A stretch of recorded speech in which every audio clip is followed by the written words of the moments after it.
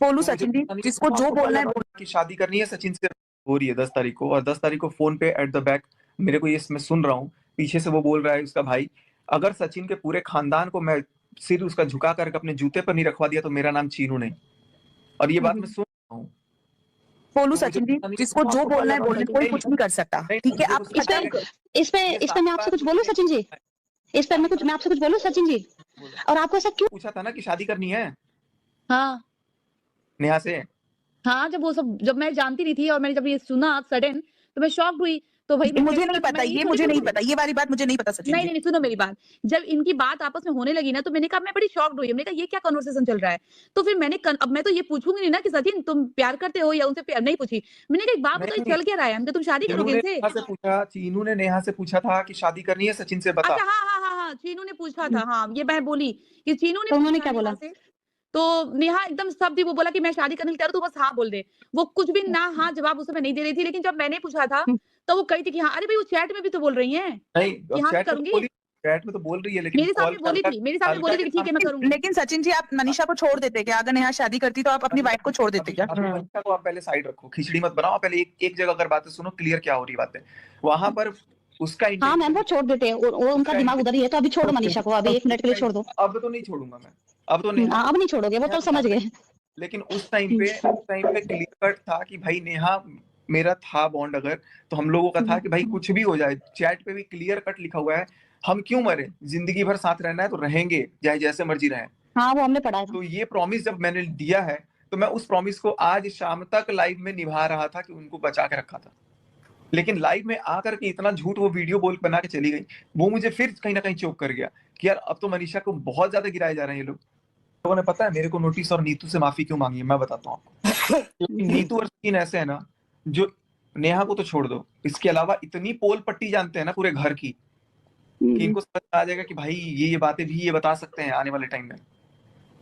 लेकिन मेरा सचिन तुम इनके घर की चिंता छोड़ो, तुम मनीषा बढ़ाएंगे उतनी बात बढ़ेंगी। मेरा और मनीषा का मैटर अब है ही नहीं, मेरा और मनीषा का मैटर आप लोग भूल जाओ। मैं बोल रहा हूँ मतलब मनीषा ही बोल रही है अभी मैं और मनीषा। फिर आप ये सब जो कंट्रोवर्सी है ना नेहा के साथ, उसको भी पूछ लो, थूक छोड़ दो, अगले दिन फिर थूक देगा, फिर बोलेगा छोड़ दो, कोई बात नहीं है, थुकवाते रहोगे मुंह पे रोज।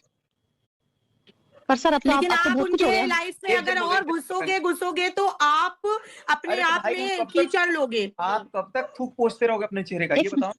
तो दोबारा थूकने की औकात ही मत दीजिए किसी को। मनीषा बहुत मुश्किल से तुम्हारे पे भरोसा कर रही है, अब उसका भरोसा मत तोड़ो। यही तो कर रहा था। लेकिन थूक ऐसे अभी तो मैंने कुछ भी नहीं किया है, आप लोगों को लग रहा है मैंने 4 गुना किया ना, मैं 4% भी नहीं किया हूँ। अभी जो चीजें हैं, अभी मैं उनके सामने जाके बात करूँ, नहीं बोलो, मैं कुछ बोल रहा हूँ। अगर मेरे पास 4% मैं बोल रहा हूँ, तो बाकी 96% जो है वो मैं ऑनलाइन नहीं दिखाया हूँ, और ना मैं ऑनलाइन दिखा रहा हूँ। मेरे को ऑफलाइन दिखाना है, मैं ऑफलाइन जाकर के दिखाऊंगा। और ऑफलाइन का कुछ भी कीजिए, मैं नहीं रहूंगा, मैं भी, मेरी फैमिली भी रहेगी, उनकी भी रहेगी, और सुमित की भी रहेगी। ये ज्यादा है, ये यही होना चाहिए, यही होना चाहिए। गुड।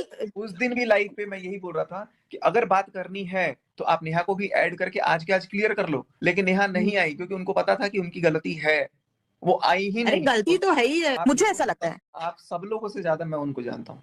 ओके नहीं मैम, धमकी तो बाद में दी थी वो। उसकी रिकॉर्डिंग में बोला हुआ है कि देखो सचिन को ना प्यार से समझाना पड़ेगा, तब वो समझेगा।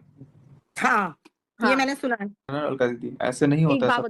एक बात बताओ, इसको याद करके क्या करोगे तुम? अरे याद कौन कर रहा है, कहाँ याद कर रहा हूँ, ऐसी कौन सी चीज बच गई जो याद करने लायक है इसमें?